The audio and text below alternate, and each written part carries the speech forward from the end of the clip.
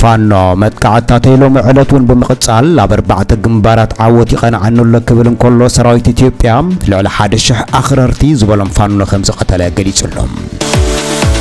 ጌታቸው ረዳ መንግስት ፌደራል ጣልቃ በሰራዊቱ ከአቶ ያሐተትናን ዝበለው ኮይኑ ለተخلل ዝህወኽ ዘሎ መን ምዃንም አምልላይ ግን ታሪው ኸጻውት ይግባ ይልሎም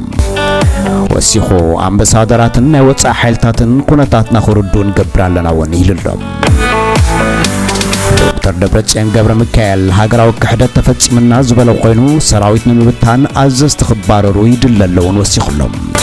ብዘካዚ ዝኾነ ይኹን ሳልሰይ አካል ምዛአቱ ዘሎ ኩነታት ናብ ዝኸፈ ደረጃ ክድይ ምዃኑ ማንም ይፍለጥ ወን ይልሎም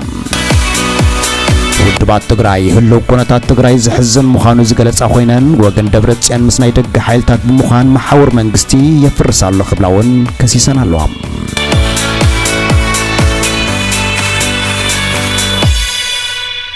aber حقن قربان بمخان مس جيستري زلخم زخبركم تخاتلتنا عبيت معبالتات ناي زعلت كم صعبو زرزراتهم قصليهم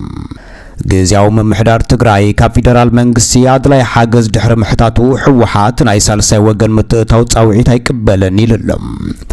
ግዚያው ምሕዳር ትግራይ መንግስቲ ፌደራል አድላይ ሓገዝ ክገብር ዘቅረበ ሕቶ ሲዒቡ ኣብ ክልልና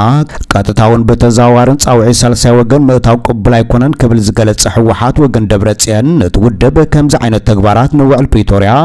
አበ ከቢድ ሓደጋ ከውድቆም ምዃኑ ብምግንዛብ ድል ዝበለው ኮይኑ ክስዕብ ዝኽእል ሓደጋ በጥንቃቐ ምርኣዩን ወሳኒ ይልሎም እትውደበ ብዕለት 12 መጋቢት 2025 ኣብ ዘውፅኦ መግለጺ ና4 ላዕለዎት ወታደራዊ መራሕቲ ካብ ስራሕ ምእጋድ ብምኹናን ነቲ ውሳነ ዘይሕጋዊ ክብል ዝገለጸ ኮይኑ ትስጉምቲ ሰራዊት ትግራይ ንምብታን ዝዓለመ ምዃኑ ንህዝቢ ትግራይ ናብ ዝኸፋ ሓደጋ ዘቃልዕ መንገዲ ተጀሚሩለ ክብል ውን ሕወሓት ወገን ደብረጽዮን ሓቢሩሎም ሰራዊትናን መሪሕነቱን ብድለ ዝኾነ ሰብ ክድስክል ወይ ክባረር ኣይክእልን ብምባል ሰራዊት ትግራይ ኣብ ትኽልል ወሓስ ሰላም ህላውን ድሕነትን ኮይኑ ከም ዝቕጽል ይፈለጥ ውን ይልሎ ደብረጽዮን ገብረ ሚካኤል በተወሳኺያ ውሽጥ ግዚያው ምሕዳር ዝርከቡ ዝተወሰኑ ሓለፍቲ መሳርሒ ግዳማዊ ኃይልታት ኮይኖም ይሰርሕሎ ክብል ቶም ግዳማዊ ኃይልታት መን ምዃኖም ዘይገለጸ ደብረጽዮን ብሔራዊ ረብሓ ህዝብና ጠሊሞም ብምባል ሕገ መንግስቲ ትግራይ ብምጥሓስ ክኽሰሱ ይግባእ ክብል ስሞም ዘይጠቀስን ወገናት ከሲስሎም ትውድብ ኣብ ትኽልል ዘይቋጸረ ኩነታት ይፈጠራሎ ብምባል ዝገለጸ ደብረጽዮን ነቲ ሰራዊት ንምግላልን ሞራሉን ንምውራድን ዝግበር ጻዕሪ ተጠናኺሩ ከም ዘሎ ብምሕባር ሰራዊትና ካብ ህዝብን ምንጻልን ብታነን ኩሉ ዝካል ዘበለ ይስራሓሉ ክብል ነዝሰርሕ ዘሎ መን ምዃኖም ከይጠቀሰ ገሊጽሎም እቲ መግለጺ ውሽጢ ወታደራዊ ኃይልታት ትግራይ ዝርከቡ ባእታታት ሰማዕ ፕሪቶሪያን መፍራስን ነቲ ዞባ ከይተረጋግአ ንምግባር ይሰርሑ ከም ዘለዉ ነሲዒቡ ካብ ግዚያው ምሕዳር ትግራይ ዝሃበ መጠንቀቕታን ምእጋድን ሲዒቡ ዝመጽእ ዘሎ ኮይኑ እቲ ምሕዳር ካብ 23 ጥሪ ጀሚሩ ገለ ላዕለዎት ኣዘሲ ንረብሓ ስልጣንን ውሕዳንን ንምግልጋል ቁልዕ ዕልዋ መንግስቲ ንምፍጻም ክንቀሳቐሱ ከም ጸንሑ ክኽሰስ ምጽንሑን ይፍለጥ እዩ መንግስት ፌደራል ነትና ገደደ ዝኸይ ዘሎ ቁልውላው ተረዲው አድላይ ደገፍ ክገብርን ተኾነታ ዝያዳ ካይባላሽን በመግለጽ ዝሓበረ ግዚያው ምሕዳር ትግራይ ማሕበረሰብ ዓለም ኣብ ልዕለቶም ኣብዚ ጉዳይ ሳተፉ ሰባት አድላይ ጻውጥ ክገብር ጻውዒት መቅራቡ ስጉምቲ ዘይምውሳድ ንህዝቢ ትግራይ ካልእ ዙርያ መከራኸስ ዕብ ዝኽእል ምዃኑን አጠንቂቕ እዩ ብኻልእ ወገን ትማሊ ፕሬዝዳንት ግዚያው ምሕዳር ጌታቸው ረዳ ቢኤክስ ናይ ቀደም ትዊተር ኣብ ዝሃበ መግለጺ ካብ ኣሜሪካ ጀርመን ፈረንሳይን ጣልያንን ሕብረት ኤውሮፓ ዓባይ ብሪጣንያ ዝመጹ አምባሳደራት ብዛዕባ ቀረባ እዋን ኣብ ትግራይ ዝራይ ምዕባለታትን ምሕዳር ዘጋጥሞ ቡድሆታትን መብርሂ ብኸም ዘሎ ዝሓበረ ኮይኑ ንሱ ብኸመይ ነትና ኸፈ ዝኸይ ዘሎ ኩነታት ብዝበለጸ ምእላዩን ኩሉ ወገናት ሰማዕ ፕሪቶሪያን ምትግባር ድልውነት ከርዩን ናብ ዝያዳ ዘይምርግጋን ዘይምእታው ሓቢሮም ክሰርሑ ዘተኮረ ርክብ ምዃኑን ገሊጽሎም ብተወሳኺ ተሳትፎ ብዙሓት ግዳማውያን ተዋሳእቲ ብምጥንቃቕ ህዝቢ ትግራይ ሰላም ይግባእ ክብል ውን ኣስሚሩሎም እዚ ከምዚሉን ኮሎ ፕሬዝዳንት ግዚያው ምሕዳር ክልል ትግራይ ሎሚ ኣብ አዲስ አበባ ዘውፅኦ መግለጺ ናብ አዲስ አበባ ዝመጸ ኩነታት ትኽልል ምስ ፌደራል መንግስቲ ንምዝረራብ በር ጣልቃ ከኣቱ ንምሕታት ኣይኮነን ዝበለ ኮይኑ ብሕጋውን ወግዓውን መንገዲ ፌደራል ናብ ትግራይ ከኣቱ ይሓተትናን ክብል ውን ገሊጽሎም ኣብ መግለጺው ፌደራል መንግስቲ ጣልቃ ከኣቱ ወግዓው ይኹን ሕጋዊ ሕቶ ከም ዘይነበረ ብምግላጽ እዚ ንምንታይ ከምኡ ከም ዘይኮነ ዝሓበረ ጌታቸው ከምዚ ዓይነት ሕቶ በቤት ምኽሪ ክልል ዝቐርብ እኳ እንተኾነ ከምዚ ዓይነት ሕቶ كقرب زخل حقاو بيت مخر خمزي يلا بمقلاص فيدرال ناب تግራይ ሰራዊት كأتو زقرب حطو كمزي يلا ገሊጹሎም መንግስት ፌደራል ሓገዝ ክንሓትት ከለና ንኹናትን ግጭትን ንግጠም ኣይኮነን ንብል ዘለና ዝበለ ጌታቸው ግጭት ንዝደሊ ሓይልታት ግን ክፈልጦም ይሕተና ብምባሉን ገሊጹሎም በመግለጽ ይኹን በኻል መንገዲ ኣብ ሓይል ስጉም ተወጻይ ስርዓት ዝስረተሉ መንገዲ የድል ዝበለ ጌታቸው መንግስት ፌደራል ኣብ ክልልና ናብ ጎንጽ ዘብጽሕ ኩነታት ምፍጣር ክሕግዝ ግን ክንሓትት ኢና ይድሎም ህዝብ ትግራይ መስቀላው መንገዲ ከም ዘሎ ወሲኹ ዝሓበረ ጌታቸው መስቀላው ዝበለ ኩነታት ግን ታይ ምዃኑ ብዝርዝር አይገለጸን ኩሉ ግዜ ንፌደራል መንግስት ክንወቅስ አይግባን ዝወሰኸ መራሒ ግዜያዊ ምሕዳር ትግራይ ኣብ ውሽጥና ዘሎ ጸገማት ክንርኢ ይግባ ድሕር መባል ሰላም ህዝብና ንምሕላው ሓቢርና ክንሰርሕ ይግባውን ይልሎም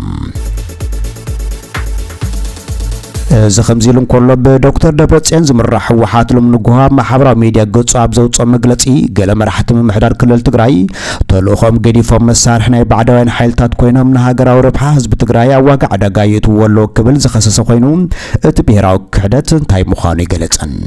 جزاهم محدار كل التجراي فيدرال منجس زاد الحاجز كجبر حتي تلوز بلو قينو بتوسخي حق منجس تجراي بمتحسب كل النازل حق سرعات معنا وندوزي بالحدقين يكونت فترة مالو نايت عبين دما تحتتي عوالات جزاو محدار تجرايم كبل دبرتسيان قبر مكال جليسلهم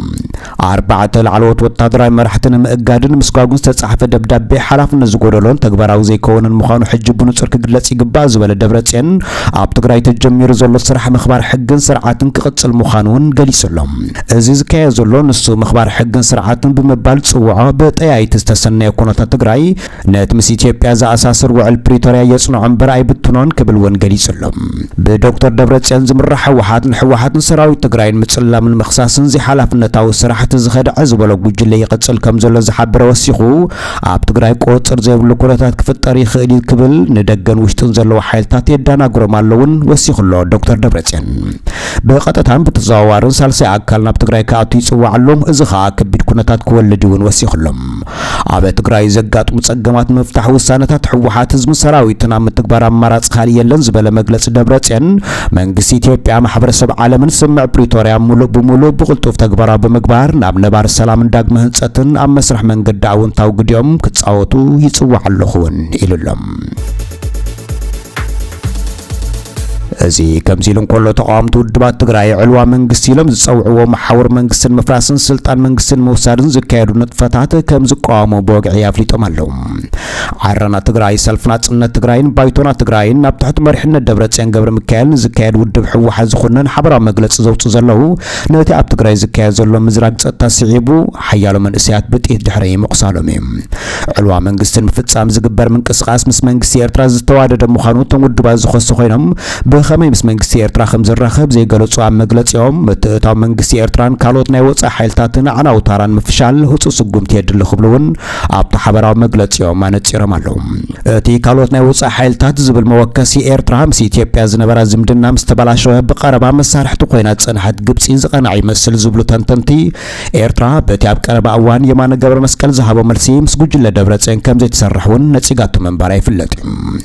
ተቋምቱ ውድባት ኣብቲ ጻዕሪ ሽምግልና سمع بريتوريا زساتفو عبالات محبرسب عالم طالقا خاتون صوع زبالو خينم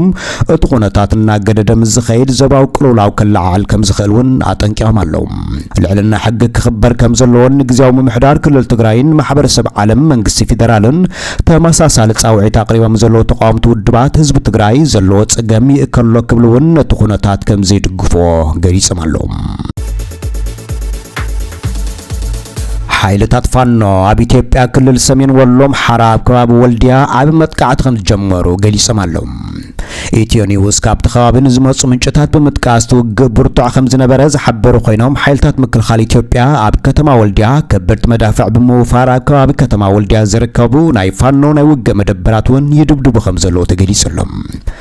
ሓይልታት መንግስቲ ካብ ውሽጢ ከተማ ወልዲያን ወተክ ሞርቶን እዘትን ደብዳቤ ቅጽሉ ከም ዘለዉ ዝሕብር ኮይኑ ፋኖ ይገጥም ኣለኹ ዓወትውን ተጸበዩ ኢሎም መቻረ ሜዳ ሞርቶ ኢየሱስ ወሜዳን አማያን ኣብ ዙርያ ዘሎ ከባቢታት ከተማ ወልዲያ ከቢድ ውግእ ክሳብ ሕጂ ምህላውን ፋኖ ገሊጹሎም ነበርቲ ኣምቡላንሳት ውግኣት ሒዘን ናብ ሆስፒታል ከተማ ወልድያ ክጓዓዛ ርኢና ዝብሉ ኮይኖም ተኾነ ብዙሕ ዝመቱ ወይ ዝተጎድኡ ብክልቲኡ ወገን ኣይተገልጸን። እቲ ምንጪ ብተወሳኺ ወተሃደራዊ ኣዘዝቲ ሓዊሱ ሰበስልጣን መንግስቲ ሓይልታት ፋኖ ነታ ከተማ ክሕዝዋ ይኽእሉ እዮም ዝብል ትፅቢት ከም ዝሓደሮም ካብ ባንክታት ገንዘብ ከውፅኡ ከም ዝረኣዩ ነበርቲ ጠቒሶም ዝበለት ምንጪ ዜና